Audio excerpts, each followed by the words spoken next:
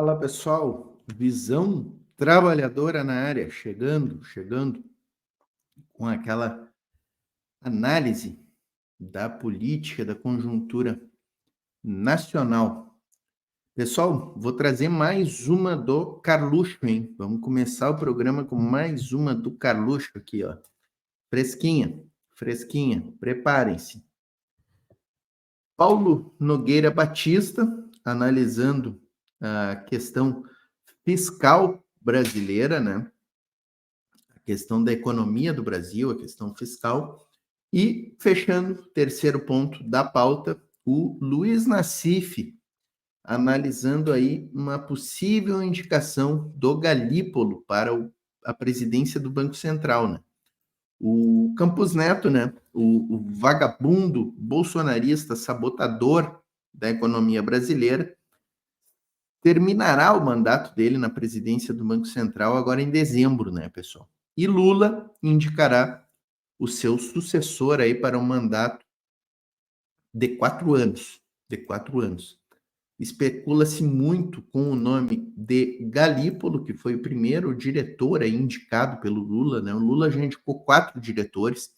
É bom a gente lembrar que a diretoria do Banco Central tem 9 integrantes, né? Então, 4 deles são indicações do Lula. O Galípolo foi o primeiro deles. O Galípolo trabalhou com Fernando Haddad nos primeiros meses do governo Lula no Ministério da Fazenda. Mas vamos começar aqui então, ó. Vamos trazer aqui ICL Notícias, tá? Rodrigo Viana, Chico Sá, Gabriela Varela e Ajuda Alpiva, Juliana Dalpiva, trazendo aqui uma apuração fresquinha de mais uma falcatrua do Carluxo. Falcatrua do Carluxo é o que mais tem, né, pessoal? Antes de soltar o vídeo aqui, pessoal, deixa eu pedir para vocês deixarem a curtida, tá? E aquele pedido que a gente sempre faz, né? Diga de que cidade está falando. Deixa comentários aqui no chat. Os comentários de vocês são muito importantes, estão fazendo com que a gente consiga driblar os bloqueios do algoritmo aí. E a gente está dando uma olhada no algoritmo com a ajuda de vocês, tá, pessoal? Então aqui, deixa comentários, comentário que vocês quiserem e de preferência dizendo a cidade da qual vocês estão assistindo. Vamos ver aqui o que o Carluxo aprontou. Ela fez junto com a Carla Gamba, com o Igor Melo também, de que o Carlos Bolsonaro faturou pouco mais de R$ 1.200.000 com a venda de imóveis, só que ele só declarou metade disso. Essa é a história. Declarou isso para a Justiça Eleitoral, documentos que foram obtidos justamente pela coluna da Juliana Dalpiva, e ela vai explicar agora aqui para a gente. Foram declarados, né, Ju, R$ 687 mil, de acordo com esses documentos. A gente tem, inclusive, as imagens da declaração de bens dele lá em 2020 e depois também em 2024. A primeira de 2020, que você está acompanhando aí na sua tela agora, eu acredito, né? Porque eu sou míope, agora sim. Agora sim a gente consegue ver a de 2020, é essa mesmo. E na sequência a gente vai ver a deste ano, 2024. Portanto, aí já está com a fotinho atualizada, inclusive, de Carlos Bolsonaro, né? Ju, explica pra gente essa história, como é que foi a apuração de vocês. Agora, é muito estranho, para dizer o mínimo, você declarar metade do que você faturou, né? Com venda de imóveis. Gabi, isso aqui é praticamente, né, ali uma corrida com barreiras, para a gente poder explicar. Para fazer um paralelo aqui com as Olimpíadas, né? Aproveitando a figura aqui das Olimpíadas, é uma corrida com barreiras. Tem um monte de barreira para poder fechar essa conta, ela não fecha. E aí...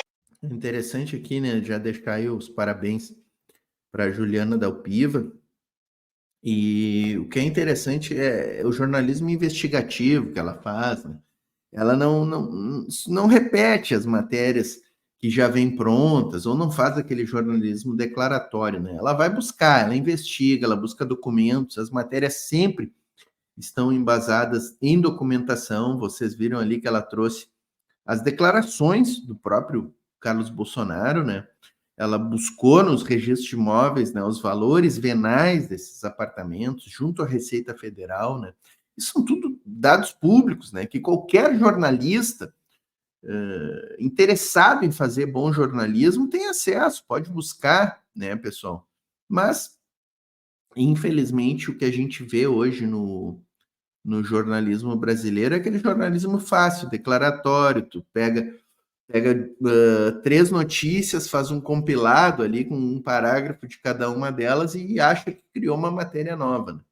Esse é o jornalismo em vigor no Brasil hoje em dia. Então, parabéns aí para Juliana Dalpiva por fazer esse jornalismo de primeira qualidade. Aí, assim, para as pessoas compreenderem, tá?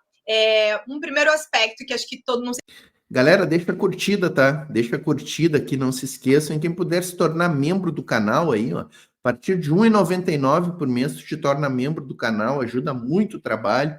Tem vários mimos ali, selinhos, emojis, teus comentários têm prioridade na leitura, então vale a pena aí, vale a pena. Não sei se todo mundo sabe, preciso esclarecer. Cada candidato é obrigado, tá, a fazer a sua declaração de bens quando se registra para disputar um cargo público. Então, por isso que a gente consegue ver né, a desse ano e a do ano, da última eleição. São dados públicos. O que a gente fez? Eu, o Igor e a Carla. A gente pegou as informações públicas e a gente foi checar nos cartórios, porque até 2020 o Carlos Bolsonaro declarava a propriedade de 3 apartamentos. E estes 3 apartamentos sumiram da declaração dele de bens deste ano. Esses 3 apartamentos eram praticamente 80% do tal do patrimônio que ele declarou lá em 2020, num total ali de 580 mil. Agora, gente, esse valor é um valor, assim, fictício, tá? Porque esses apartamentos, evidentemente que 3 apartamentos no Rio de Janeiro jamais iam valer quase pouco mais de 400 mil reais, a parte dos apartamentos, né? Então, assim, é o valor que ele declarava pelo que ele tinha comprado, que a gente já falou aqui tantas vezes sobre esses problemas. Só que aí, quando a gente levantou os documentos de cartório, Chico, o que a gente descobriu? A gente descobriu que o Carlos tinha vendido pelo menos 2 apartamentos, um em setembro do ano passado por 700 mil reais, e um segundo apartamento ele vendeu em fevereiro desse ano, por 550 mil reais. Então, só ali ele levantou mais de 1.200.000, entendeu? E aí, esse dinheiro, Chico, ele simplesmente não aparece nessa declaração, porque a menos que ele tenha uma dívida gigantesca, que ele também não se presta aqui a dar nenhum tipo de esclarecimento público, porque, infelizmente, né, é desse jeito. A família Bolsonaro, apesar de ocupar cargos públicos que exigem transparência, tá? Exige, sim, que dê satisfação sobre, inclusive, o próprio patrimônio, que é obrigatória a declaração por lei, se recusa a explicar. Então, eu procurei o advogado Carlos Bolsonaro, como a gente sempre faz em todos os casos, e ele não explicou nada. O que a gente tem de concreto é que a gente achou esses 2 apartamentos vendidos por mais de um total de 1.200.000, e Chico tem um terceiro apartamento que aí, assim, não sei o que aconteceu. Ele simplesmente sumiu da declaração e, ao mesmo tempo, quando eu levantei os documentos de cartório desse apartamento, ele não está vendido. Então, a menos que ele tenha vendido e não tenha registrado essa venda ainda, essa situação também ela é irregular, para dizer o mínimo, né? Deixa eu ouvir um dos integrantes da Associação de Especialistas em Direito Eleitoral, que é o Volgani Neto, se eu não me engano, o sobrenome dele é esse. E ele explicou que isso pode configurar, sim, falsidade ideológica eleitoral. O Flávio Bolsonaro, inclusive, já foi investigado por justamente isso, né? Que, aliás, inclusive, é uma prática comum na família Bolsonaro. Ter imóveis, ter bens e não declarar, né, a justiça eleitoral. Para além de uma outra situação comum, que aí é investigada pelas autoridades, que é o patrimônio incompatível com os bens, né? Ou seja, o que eles recebem não justifica os bens que eles têm, as casas que eles têm, os apartamentos que eles têm. Então... É um jogo de milhões, né, pessoal? É o jogo de milhões. Como a Juliana Dalpiva explicou ali, é uma série de imóveis, né? Tem aquela questão, né? São 51 imóveis adquiridos com dinheiro vivo, né? E são mais de 100 imóveis que essa família adquiriu aí nos últimos anos, e são milhões, né? Milhões. O patrimônio deles, a renda deles não é compatível, gente. A renda desta família não é compatível com este patrimônio que eles adquirem. É só fazer as contas, não fecha. Então, é mais uma das situações completamente inexplicáveis, para dizer o mínimo, envolvendo aí o clã Bolsonaro, e ele está aí disputando mais um mandato na Câmara de Vereadores do Rio de Janeiro. Juliana, só para entender bem, quer dizer, esse caso... E provavelmente vai se eleger, né, pessoal? Essa é a grande questão, né? Provavelmente Carlos Bolsonaro se reeleja no Rio de Janeiro, né? E aí é preciso que a gente questione quem é que vota nesta gente. Bom, a gente sabe quem vota, né? Estavam lá, acampados na frente dos quartéis, vão naquelas manifestações ali na beira da praia de Copacabana, de verde e amarelo, né? É aquela turma que a gente sabe quem é, né? E para ser vereador do Rio deve precisar quantos votos? 100 mil? 50 mil votos? Faz, né? Tudo faz. Mas aí é preciso questionar, né? Essa gente, pessoal, essa gente que vota nessa turma são piores do que eles ainda. São piores do que eles. Assim, quem vota nessa gente é mau caráter, né? Porque a gente sempre diz aquela história, ou é ignorante ou é mau caráter. Não, peraí. Quem vai votar em Carlos Bolsonaro para vereador no Rio de Janeiro é mau caráter. É mau caráter porque sabe de todos esses delitos que estão sendo investigados, alguns já até com processo avançado aí, né? Então não tem desculpa, né, pessoal? Não tem desculpa para dizer que é ignorante, que não conhece. Né? Conhecem, sabem muito bem quem quem aqui são. Não tem nada a ver com o caso das rachadinhas, né? Até é um pouquinho...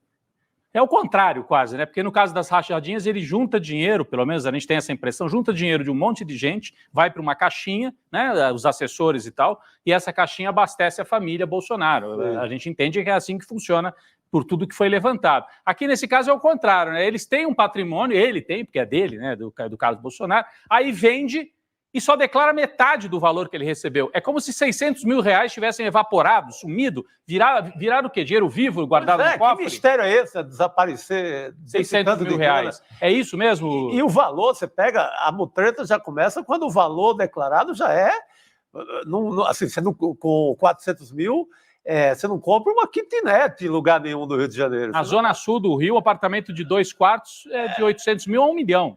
Então... Copacabana. É tudo obscuro, né, Ju, o negócio. Mas tem um aspecto do que o Rodrigo estava falando sobre não estar relacionado ao caso das rachadinhas, que não é exatamente isso, Rodrigo. Ele está relacionado porque estes imóveis são os imóveis que são investigados dentro do caso, né?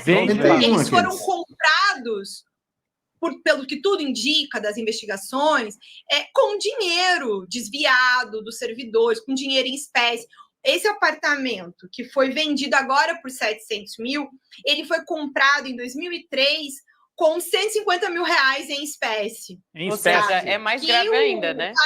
Porque está apontado na investigação e ainda por cima não está declarado. Lavagem de dinheiro. Entendi. É parte da investigação sobre lavagem de dinheiro. E este outro que foi vendido, que é o de Copacabana, que foi comprado em 2009 por 70 mil, é aquele que aqui a gente já falou sobre as idas ao cofre. Ele foi no cofre, e aí, enfim, né? Não sabemos exatamente o que foi que ele fez lá no cofre, sabemos que ele foi ao cofre, sabemos que depois um dinheiro apareceu na conta dele e ele usou esse dinheiro para pagar a parte desse apartamento que foi comprado em 2009 e agora foi vendido por 550 mil reais. Então, ele tem né, ele levanta um dinheiro também a partir disso, porque esses 2 apartamentos foram comprados por um valor abaixo do valor de avaliação da época. Então, também ele faz parte, né, do esquema aí, de algum jeito, de obter um dinheiro que não poderia ser obtido dessa maneira. É parte do esquema de lavagem de dinheiro. É uma delinquência ambulante, né, pessoal? É a família que é a delinquência ambulante, né? aparentemente, tudo que eles fazem, assim, tem ilícitos envolvidos, né?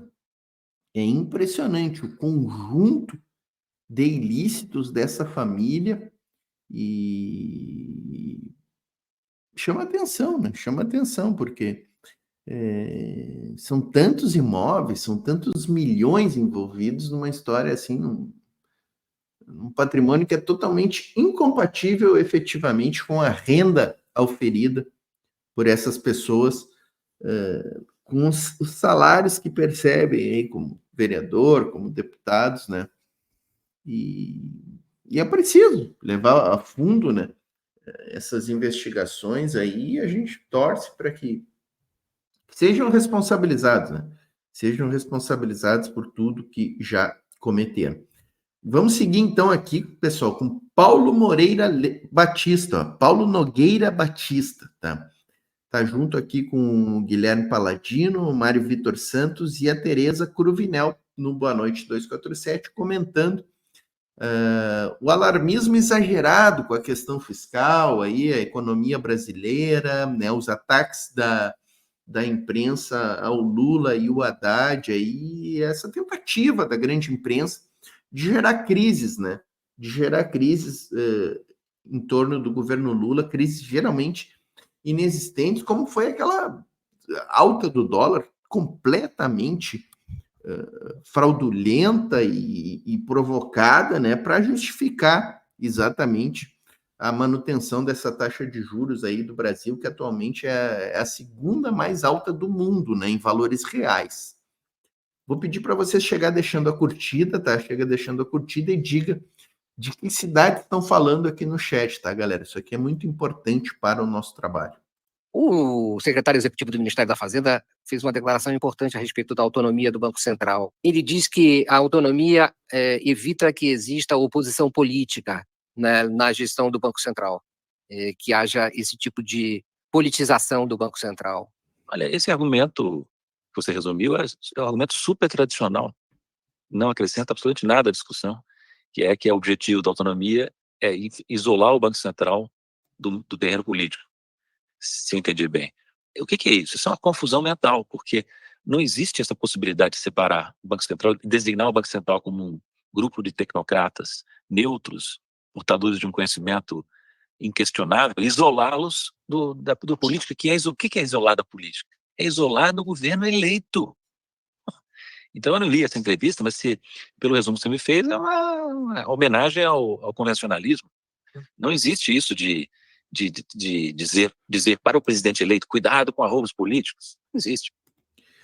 Assim, né, pessoal, é importante a gente fazer aqui uma observação, né, que o próprio Campos Neto, em várias entrevistas, ele mesmo diz que a política fiscal não pode estar desatrelada da política monetária. Quem é que faz a política monetária?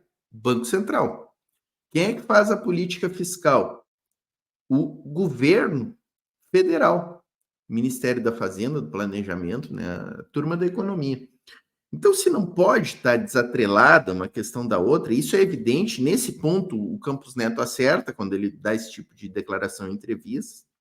Se não pode estar desatrelada, é evidente que o Banco Central não pode ter autonomia. É evidente que o Banco Central não pode comandar e ditar as regras da economia brasileira. Quem tem que ditar as regras da economia, os rumos da economia, é o governo federal eleito, é o Ministério da Fazenda, do Planejamento, da Indústria e Comércio. As pastas da economia do governo federal. É o governo federal eleito com legitimidade, esse tem que ditar os rumos da economia. E para isso é fundamental, como diz o próprio Campos Neto, que a política monetária esteja em sintonia com essa política fiscal e com a política econômica do país. Então, a autonomia do Banco Central é algo totalmente incoerente com o bom funcionamento da economia, com o desenvolvimento econômico do país. Porque a autonomia do Banco Central permite exatamente o que está acontecendo hoje no país. O que está acontecendo hoje no país? O governo Lula está num rumo, está com uma economia, tentando fazer uma economia tentando engatinhar no desenvolvimentismo, tá? Criando aí um plano de nova industrialização do Brasil, com o apoio do BNDES, de 300 bilhões, é muito pouco, é um valor baixo, mas é o que tem atualmente, tá? Não vamos fazer essa crítica, não vamos entrar nesse mérito, mas o fato é que o governo está tentando injetar dinheiro na industrialização do país. E o Banco Central está indo em outro sentido. O Banco Central está afastando investimentos na industrialização do país, mantendo essa taxa de juros a 10,5%, favorecendo os rentistas e quem vive do rentismo e impedindo com que essa gente, que são as pessoas que têm dinheiro para investir no país, a burguesia que tem dinheiro, prefere ficar no rentismo, prefere deixar o dinheiro aplicado, do que criar novos parques industriais ou reformar os parques industriais já existentes, incrementá-los, digamos assim, e para fazer isso é preciso de crédito baixo, crédito barato. E com a taxa de juros, a segunda maior taxa de juros do mundo, em termos reais, é evidente que essas pessoas não vão investir em parques industriais, elas vão deixar o dinheiro aplicado. Então, assim, a autonomia do Banco Central, hoje, no Brasil, é a maior prova de que não pode existir autonomia. Não pode existir. Porque se o Banco Central puxa para um lado contrário ao que o governo federal quer imprimir à economia, é evidente que o país não vai se desenvolver. É evidente. O presidente tem a legitimidade de designar quem ele bem entender, sem que assessores dele fiquem ditando regras pela imprensa, como parece ser o caso desse secretário executivo. Dario Durigan. Pois é, não conheço pessoalmente, nem sei quase nada, não sei quase nada, para não dizer nada sobre ele. Eu não quero com isso me referir especificamente a esse secretário executivo, não é minha ideia ao dizer isso, mas de uma maneira geral eu vejo que o governo está infestado de neoliberais. Infestado. É isso, né? O secretário do governo Lula dando essa declaração, gente. Um dos secretários do Haddad, o segundo escalão do Haddad, está achando que é bonito ter Banco Central autônomo, gente. Então, assim, o governo Lula continua infestado de neoliberais. O Paulo Nogueira Batista vai falar melhor sobre isso. Não só na Fazenda, como esse, parece ser o caso desse aí, mas no Banco Central, obviamente, no Itamaraty, no Ministério do Desenvolvimento e Indústria e Comércio, no Ministério do Planejamento, entende? Então, um governo que seria um governo de mudança tem grandes dificuldades de avançar, porque as equipes têm uma outra maneira de ver as coisas, entende? O meu ponto de vista é diferente daquele que foi expresso na ata do Copom, por unanimidade. Eu creio que não há evidência suficiente de que há uma inflação de demanda, de que a economia está excessivamente aquecida, o mercado de trabalho excessivamente apertado, que, portanto, há um grande risco de aceleração da inflação. Eu julgo, posso estar enganado, que há espaço para reduzir a taxa de juros, sim, de maneira significativa. Ninguém me convence que é normal o Brasil ter, há tanto tempo, taxas de juros tão altas para padrões internacionais. Ninguém me convence que isso é necessário. Não vejo uma argumentação sólida nessa direção. Agora, sobre por que está infestado o governo Lula de neoliberais. Em parte, Mário, como você bem sabe, isso reflete o caráter do governo, ou a falta de caráter do governo, que forma uma espécie de... Foi o resultado de uma coligação super ampla. Opa, interessante essa manifestação aí do Paulo Nogueira Batista, hein? Paulo, nós estamos em contato com o Paulo Nogueira Batista, pessoal. Estamos tentando agendar aí uma data para ele comparecer aqui na Voz Trabalhadora para a gente poder conversar com ele, fazer perguntas, né? Até digam aqui no chat, deixem aqui no chat as perguntas que vocês fariam para o Paulo Nogueira Batista aqui numa live na Voz Trabalhadora. Aqui a gente já vai anotando aí, na medida do possível a gente transfere para ele quando ele estiver ao vivo conosco aqui no canal. Montada em 2021, 2022. Então, você tem no Ministério pessoas como Simone Tebet, o Geraldo Alckmin, que são originários do neoliberalismo. Então, não é natural que a equipe inteira da Simone Tebet seja composta de neoliberais, com exceção do Márcio Postman, que é presidente do IBGE, foi indicação do Lula, né? Evidente. Não é previsível que seja a mesma coisa no MIDIC, no Ministério do Desenvolvimento do Comércio, onde todos os secretários, com exceção de um, são neoliberais. Mas não justifica, esse argumento não serve para a Fazenda, né? É verdade, eu ia ressalvar isso, a Fazenda podia ser mais... Mas, de qualquer maneira, viu, a Fazenda podia ser mais desenvolvimentista, no meu julgamento. Tem Mas aí esse é o grande ponto, né? Esse é o grande ponto e é o grande debate hoje em dia. E que muita gente tem medo de dizer isso, mas o Haddad está muito liberal, né? O Haddad está muito liberal, gente. O Paulo Nogueira Batista, eu sempre falo Paulo Nogueira Leite, não sei por quê. O Paulo Nogueira Batista não quis comprar essa neste momento aí, né? Ele está dizendo, podia ser mais desenvolvimentista, mas na realidade eu digo que o Haddad é liberal, gente. O Haddad é liberal. Tanto que esse segundo secretário aí que deu essa declaração é secretário dele, do Haddad. Escolha dele. Sabe? Defensor de Banco Central autônomo. Se perguntar para o Haddad, ele vai dizer também que acha que o Banco Central tem que ser autônomo. Aí complica, né? Aí quando o Jones Manuel vem e diz que o governo Lula é neoliberal, o pessoal fica brabinho, né? Complicado, né? Também tem lá seus neoliberais e Me ajuda a te ajudar, Haddad. Me ajuda a te ajudar, Lula, né? A gente quer muito ajudar, a gente quer muito defender com unhas e dentes, e defende, né? Na medida do possível, a gente defende. Todo mundo que está nessa tela aqui, ó, pessoal, eu, Cruvinel, Jeff Miola, Mário Vitor, Paulo Nogueira Batista, Guilherme, todo mundo aqui defende o governo Lula, né, gente? Mas o Lula precisa nos ajudar também, o Haddad precisa nos ajudar, né, gente? posições-chave que não precisariam estar lá. Entende? O condicionamento político não é isso. Eu queria dizer exatamente isso, Teresa. Eu queria ir nesse ponto. É que falta clareza ao comando do governo. Porque quando eles têm a oportunidade de diversificar, eles não diversificam, mantêm pessoas ligadas à orientação anterior. Não vem me dizer que é por causa do Congresso, não. Porque ali é livre escolha do executivo, dos ministros que o Lula indicou, que não são do trajetório neoliberal, poderiam ter uma equipe mais. Eu sei que é difícil montar equipe, eu não quero, sabe, é difícil estar no governo, montar equipe, os salários são baixíssimos, é difícil estar aí gente para lá, sabe? Eu entendo as dificuldades dos ministros, sabe? Mas será possível que tem que ser assim? Porque isso prejudica muito a atuação do governo. O presidente da República, os ministros, não têm tempo para cuidar de tudo. Então, os assuntos cruciais caem na mão do terceiro, do quarto escalão, que conduzem de acordo com as suas orientações históricas, ideológicas, né? Então, é uma grande pena isso.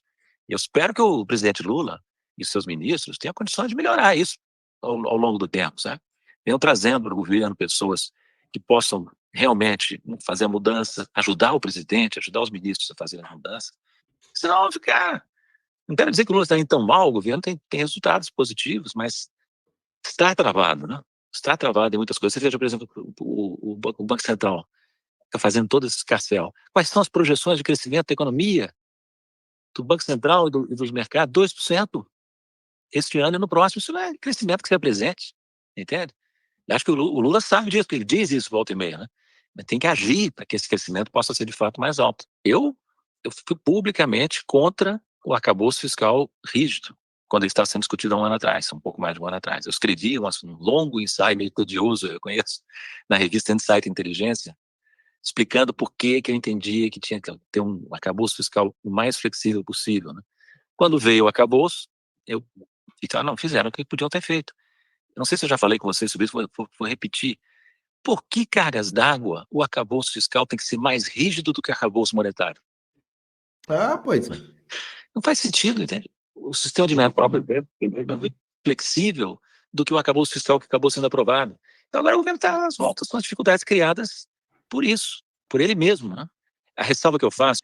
Sim, o sistema monetário é extremamente flexível, né? Como é que funciona o sistema monetário? O Conselho Monetário Nacional, que é composto por 3 pessoas, presidente do Banco Central, ministro da Fazenda e ministro do Planejamento, portanto, Campos Neto, Haddad e Tebet, se reúnem e definem a meta de inflação, né? Definem as metas monetárias. Eles podem mudar a cada reunião. E o arcabouço fiscal é extremamente rígido. Não tem flexibilidade, não tem possibilidade do governo federal não é flexibilizar, não tem possibilidade do governo federal ajustar as metas fiscais no curso, por exemplo, de um exercício. Ele tem que fixar as metas fiscais para 3 anos à frente. É extremamente rígido, né? Então, o Paulo Nogueira tem toda a razão nesse ponto aqui, toda a razão. Mas é que tem gente importante, experiente, que diz que não havia condições de aprovar nada mais flexível no Congresso. Isso eu não sei dizer. Apenas eu digo que o que foi aprovado não é suficientemente flexível. Isso vai criar problemas. O economista Davi De Castro, que inclusive é assessor parlamentar, já falou várias vezes, que havia condições de aprovar um arcabouço fiscal muito menos rígido dentro do Congresso Nacional e que foi Fernando Haddad que bateu o pé neste arcabouço fiscal. Davi De Castro, não sou eu que estou dizendo isso. Está criando problemas. Agora, o Jefferson, por que esse alarmismo em torno da questão fiscal? O resultado primário do setor público é deficitário em 0,7% do PIB, algo assim. Neste ano e no próximo. Que importância tem isso? Nenhuma. O que pesa mesmo, digo pela enésima vez, é a carga de juros suportada pelo setor público, que é da ordem de 6,5% do PIB. Entende? Essa carga de juros é que prejudica, que leva ao crescimento da dívida pública, que tanto supostamente preocupa o governo e o Banco Central, entende?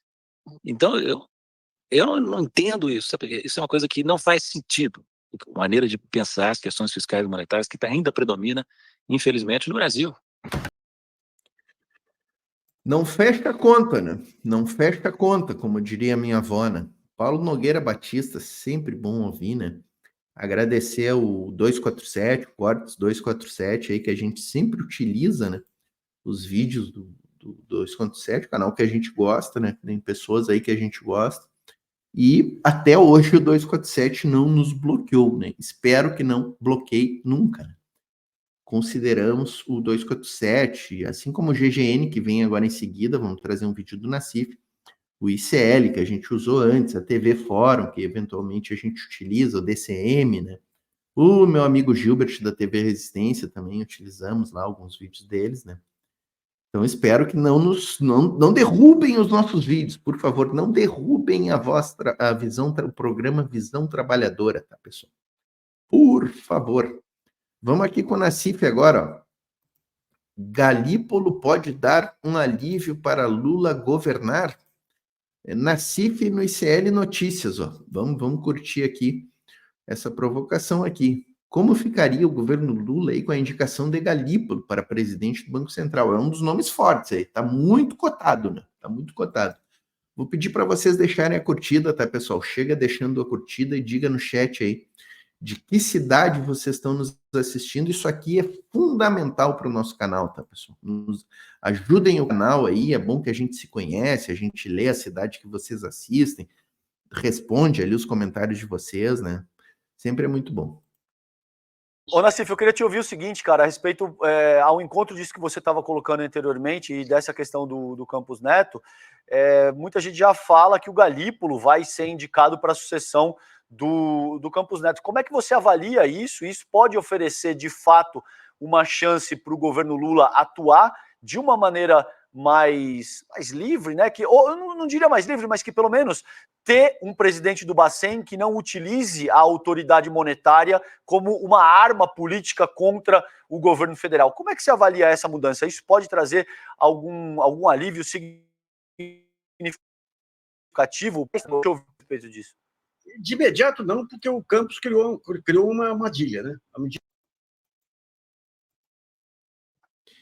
Eu vou dizer aqui, ó, pessoal, já vou me adiantar ao Nassif aqui, tá, pessoal? Eu tenho uma teoria aí, gente, tem uma teoria que não é muito agradável aos ouvidos dessas pessoas, assim, que tu faz uma crítica ao governo Lula, elas já saltam na tua frente, já querem te transformar em inimigo, né? Eu falei algumas vezes isso já, que eu tenho muito medo, acho um probleminha de conexão aqui, vamos ver. Pessoal, o meu grande temor, meu grande receio é que o indicado por Lula não proceda à baixa da taxa de juros, à redução da taxa de juros, como a gente deseja, né? Porque, assim, hoje a taxa de juros está em 10,5%, né? E até por que eu digo isso, né, pessoal, desse receio? Exatamente pelo tema que a gente trouxe antes aqui com o Paulo Nogueira Batista, né? Dizendo dos quadros neoliberais que compõem aí o governo Lula, né? Especialmente na equipe da economia, né? Um secretário do Haddad tecendo loas aí ao Banco Central Autônomo, né? Então a gente vê que realmente é uma visão liberal na área econômica do governo Lula e a gente precisa apontar isso aí, né, pessoal? Não é querer, mas vocês estão contra, estão batendo no governo Lula. Não, não é isso. Não é isso. É que a gente queria que tivesse uma pegada desenvolvimentista bem mais forte, até para justificar todas essas críticas aí que são feitas em relação ao Banco Central, né? Mas vamos ver o que o Nassif vai dizer aqui, pessoal. Vamos ver o que o Nassif traz. Você pega... Por que a situação do país acalmou quando o Campos saiu? Porque o Banco Central passou a intervir na especulação do dólar. Daí, quando ele volta, ele amarra o Banco Central. E daí o seguinte, o Galípolo não pode passar a impressão que ele vai afrouxar, porque senão ele perde o controle do mercado. Esse controle de expectativa do mercado tem uma revolução, né? Mas o Galípolo, primeiro, ele é um profundo conhecedor, não só de mercado, mas é um intelectual de mão cheia. Tem livros com Beluso. Eu, uma vez, lá no GGN, eu fiz uma live com o Newton da Costa, que é o grande lógico brasileiro, recentemente falecido, tudo aí. Levei o Galípolo lá, o Galípolo é um craque. Fiz uma outra live, ele e o André Lara, e imediatamente ele virou consultor do André para assuntos de banco. Então, ele conhece mas ele vai aos poucos. Tá? Então, provavelmente, o que ele vai fazer? O Lula vai tentar, com os fundos soberanos ou com a própria China, uma injeção de dinheiro aqui em títulos públicos. Porque o grande problema hoje é que 90% dos títulos públicos estão nas mãos do mercado. Então, eles podem especular à vontade. Então, se vem um parceiro forte, compra uma bolada grande de títulos públicos para levar até o final, reduz a margem de manobra da Faria Lima. E um segundo ponto, você tem hoje aí, digamos, eu lancei um livro, Os Cabeças de Planilha, me referindo às planilhas do Banco Central, que são essas planilhas de previsão e projeção de inflação que sempre falham, mas elas servem para articular a ação do mercado. Então, cada operador aí tem a sua planilha igualzinha do Banco Central. Aqui tem tal variável que mudou um pouquinho. Então, o mercado inteiro vai em peso para aquela variável. Então, virou um instrumento de articulação, de manipulação do mercado. O que o Galípolo pretende fazer? Ele pretende criar outras formas de você medir expectativa e tudo mais, e que não dependam tanto das expectativas imediatas. Com 3 ou 4 fórmulas, você tira esse poder absurdo da pesquisa Focus, que é uma pesquisa manipulada, aí, conforme o próprio Eduardo denunciou isso. Então, vai ser um trabalho cuidadoso, que tem um mercado, mas, enquanto isso, nós estamos tendo o maior saque aí fim de ciclo, é um horror, porque esse saque em cima do país aí, cujo principal líder aí é o André Esteves, aí, o Sabesp, com os chamados piranhas financeiras, como eram chamados pelo Pinochet na Argentina. Né? Por quê? Porque o jogo especulativo ficou tão pesado do mercado, porque é uma concentração de renda absurda. Você não tem recurso no orçamento para políticas sociais mais substantivas. Né? Então, com o mercado as únicas oportunidades de ganho do capital é em cima da dívida pública. Para ganhar em cima da dívida pública, você tem que cortar a saúde, cortar a educação, tudo aquilo que leva ao desenvolvimento. Né? Tá então, certo. vai ter um jogo... Sempre bom ouvir o Nassif, né, pessoal? O Nassif sempre trazendo boas informações e ele tem realmente bons informantes, né? É bom lembrar aí que o Nassif entrevista bastante o Beluso, aí eles têm uma relação bem próxima, né? E o Beluso era um dos economistas que estavam naquele jantar junto com o Galípolo, inclusive, né? Fernando Haddad, Lula, Eduardo Moreira, né? estavam num jantar, se não me engano, foi na casa do Haddad, né? Aonde até se articulou ali, se divulgou, pelo menos, né, do Lula parar de bater tanto no Campos Neto, né, e deixar para que outras figuras políticas aí, como o Lindbergh, né, Gleisi Hoffmann e outros deputados entrem no ataque, né, às políticas que o Campos Neto vem executando. Então, o Nassif tem boas fontes, tem muita credibilidade, né, conhece muito desse mercado, porque há anos, né, ele se caracterizou aí como um comentarista de economia, né.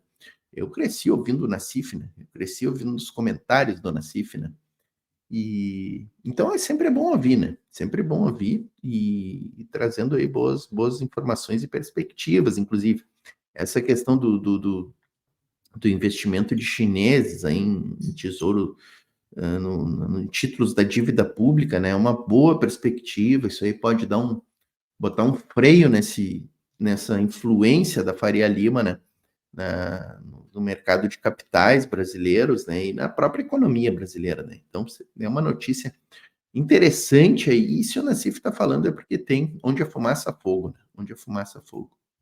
Vai ter um jogo? Não, vai ter um jogo complexo aí no próximo ano. Sim. Agora está faltando ao Lula. Eu participei da 5ª Conferência Nacional de Ciência, Tecnologia e Inovação, e lá eles apresentaram um projeto de governo. Está faltando ao Lula a bandeira mobilizadora que ele teme não. O que é? É a produção. Ele tem que fazer o pacto da produção. Que é difícil também, porque os empresários industriais não têm mais grandes lideranças. Eu estava conversando com o pessoal da CNI lá. O Bolsonaro foi lá numa assembleia da CNI, passou uma hora falando do agronegócio, que não tem nada a ver, tem pouco a ver com a indústria, né? E os empresários batendo palma para eles.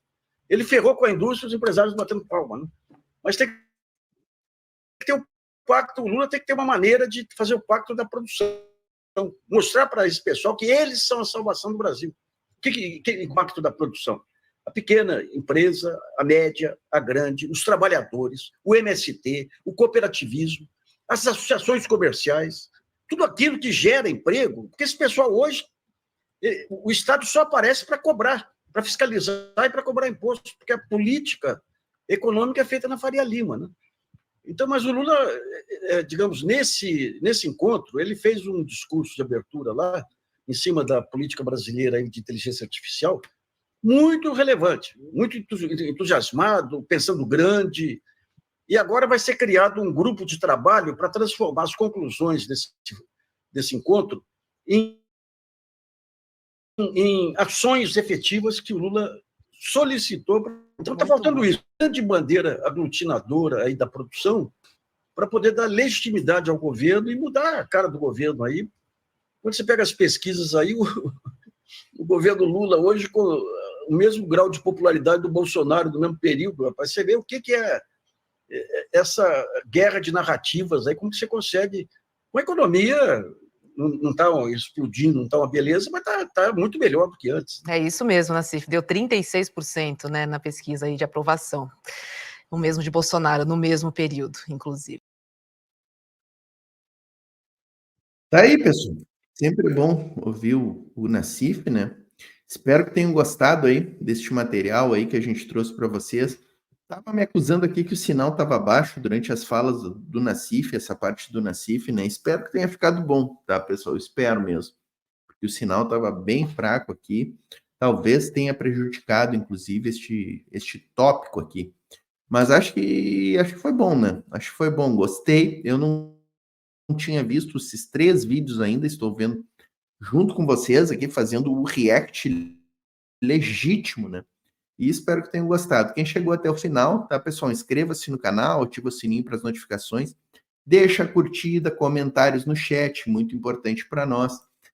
O clube de membros, né, pessoal? A partir de R$ 1,99 você pode se tornar membro aqui do canal, não compra nenhuma bala com R$ 1,99, né, galera? Vamos se tornar membro aí, contribuir.